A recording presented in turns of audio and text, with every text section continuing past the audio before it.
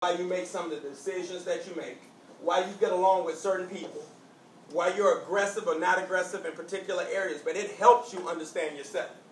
Now, what it also does is helps you understand people that you're around, right? I can spot, in a normal environment, I can spot who's a whale, who's an urchin, by the way they shake their hand of a person, the way they speak, you know, the way they play basketball. It's a strong indication of what they are, personality type. But we'll show you how to pick it up. Body language. How many people have seen a depressed person that just upset? A lot of folks, right? How do they normally look? Sad, shoulder slumps. Man. What about somebody who doesn't have confidence? I mean, how does that look? How does somebody angry look? Do you know? Like if you hot and you yeah, like man, what huh? You know what I'm saying? Alright. So body language is very important.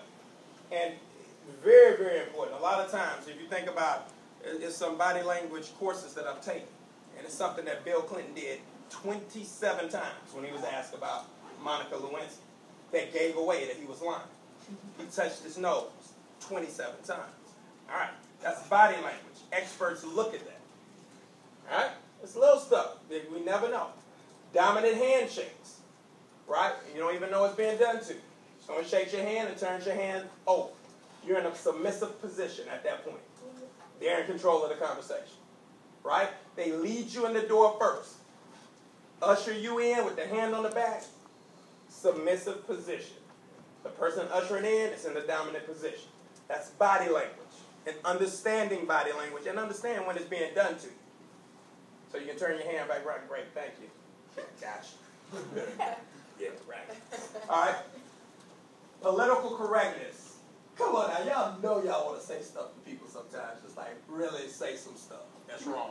Right? Y'all know it's wrong, but you really want to say it. Right? How about, let's say it, but let's say it in the right way. Is that cool? Right? We can say it in the right way. We don't have to be, we don't have to skirt around it, but it's the way you say it. So you're not offending people. Huh? Sometimes the truth is the right way. Your brother's No, but you still want to say, you want a Tic Tac? It's different, right? You want some gum? You want some gum? No, I'm not saying, but you want some gum. Taste the gum. That's it. So it's sometimes, you still got to be sensitive to people's feelings. And you always, one of the easiest rules of thumb, and Bobby and I talk about it all the time, is how you would want somebody to approach you about something. Like if you're a straight up person, sometimes, I want people to come straight up and tell me.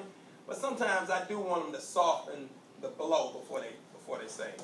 I just don't tell me my brothers think like that. You know what I'm saying? All right. Media skills training. We got some very close colleagues that work in the entertainment industry and also in the sports broadcasting industry. So they will be coming in talking to you about, media skills, looking into the camera, confidence, things to avoid and say, and we'll work on those too, and we'll develop some line of questioning. You'll interview each other. Ask certain questions, and we're going to critique the questions and the answers to see if they fit, good common sense, media, what do you call it? Etiquette. Perfect word. Thank you. All right. College eligibility guidelines. How many people in here know right now what is required of them to play academically at the next level? You know exactly. Okay, that's good. We got 1%. All right, 2%. All right. So that means the vast majority of us have no idea. Even if we already have good grades. We have great grades, but we still don't know exactly what it takes to get in. We're going to talk about that. We're going to talk about the steps to take if you're not on track. NCAA Eligibility Center now, but clearinghouse guidelines and differences amongst athletic governing bodies. What is a governing body? Y'all look at the screen. It's conclusive. What's a governing body? What the association where the schools belong. Right? You have 300 basketball, 360 plus Division I basketball schools. Right? NCAA Division I. You have Division I, Division II, and also Division III. Division III are non-scholarship athletic participants. All right, NAIA. I'm familiar with both. I played, matter of fact, I'm actually familiar with all three. I played NCAA, played my last year, Bobby and I, at NAIA school in Mobile. And I played junior college before I went to an NCAA Division II school. All right? So I understand all of them. And understanding the differences. How many people, what do you think, Cameron? What do you think junior colleges, what type of players go to junior college? Absolutely. That's what a lot of people think, that don't make the grade. Well, I'm a witness or a testament to the fact that it's not about your grades necessarily. You know, I was a qualifier coming out of high school, had a 25 on the ACT, but I was injured. And at the time, physically, I wasn't ready to play at a Division I level. You know, but after 2 years of junior college, you know, smaller classroom sizes on top of that, where you can really get in and become a better student, even if you're not a great student. But it's not just for academic rejects. But I had 13 plus Division I scholarship offers after my 2 years in junior college. So it's another way, along with prep schools, to really increase your, level of, what's the word, Bob? You gotta give me another word. Your, what's the word? Exposure? What's another one? Your stock. You can increase your stock. All right, I couldn't, I'm sorry. Early in the morning. All right. All right, parent-athlete counseling. Understanding the recruiting process, what coaches are looking for. How many people want to play like for a big school, like a Duke, but you're not going to play for them? I'm sorry. Right, just want to put it down. Why, Bob? Why would they play for Duke? There are a number of reasons. Where you want to start? The fact that they already know who that recruiting class is going to be out to 2017. They've already started to see who the number one prospect 6th grade, 7th, 8th, 9th. Trust me. Now, it is a chance. I've had a couple of these rare situations. You could grow to 7 feet overnight. Seriously, it's something, not a good chance, but it's a chance. You can grow to 7 feet, right?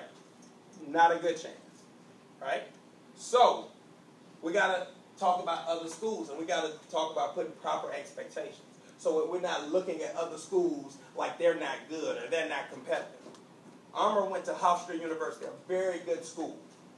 Very good academic school in Long Island. You never heard of Hofstra, right? Jay Hernandez, who comes down to trainings with me, played at Hofstra. Got him to the NCAA tournament 3 times. Upset UCLA in the NCAA tournament. Hofstra, right? They got a kid right now by the name of Charles Jenkins that's going to end up being a first-round draft pick. Had some incredible workouts this past week. So y'all know Travis Leslie and all the plays at Georgia? Murdered Travis Leslie in the Denver workout, right? Murdered Nolan Smith. Y'all know Nolan Smith, right? Played at Duke. Murdered. Averaged 25 points a game the year before last. What did he do this year? Like 23? 23 points a game in his conference on 13 shots a game, over 50% from the field, almost 90% from the free throw line. And consistent. Never had any crazy games. 50, 60, none of that. 25, 26, 27, 27, 27, 40, 27, 20. That's even. Right? Even. All right? So understanding all of this stuff. Live and dead periods. How to know when you're actually being recruited. Anybody being recruited right now? Anybody being recruited? All right. Yeah. How many people being recruited? All right. Good. One person. All right. Keeping it real by setting proper parent and athlete expectations. What we just talked about was not downgrading. We're not saying that you're not good enough to play at the Duke. Because it's only 13 spots at the Duke. 14, 15, or whatever. Right? Everybody who wants to play can't play. It's just not enough room. Right? So it doesn't mean you're good or bad. Right? So just think about that. Have the proper expectations and understand there's other schools you can go to and play. Giving real advice as to a course of action and contacting schools that fit our athletes' abilities, right? After we set those proper expectations, what do we want from you in this entire process, these next 8 weeks, all right? Punctuality, being on time, and like we said before, we did an excellent job, in the past of getting to our stations in time within what we're doing, not necessarily getting here in the morning on time, but getting to our station. Answer when asked the question. Very important. Speak every morning when you come in. And if someone asks you something, there's no mumbling, It's no quiet. It's no